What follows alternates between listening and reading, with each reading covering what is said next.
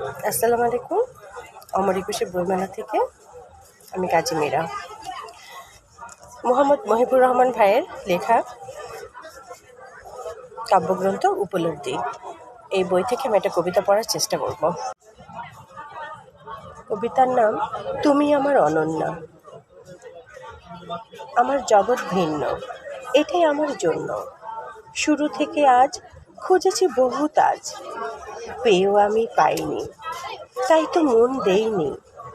সেদিন তোমায় দেখে মনে গেছে গেথে, মনে হলো আপনজন, তাই বানিয়েছি স্বজন। রেখেছি তোমার হাতে হাত, পেয়েছি ফুলের সুবাস। তুমি আমার আকাশ, তুমি আমার বাতাস, তুমি আমার সাধনা, তুমি আমার অনন্যা। ধন্যবাদ।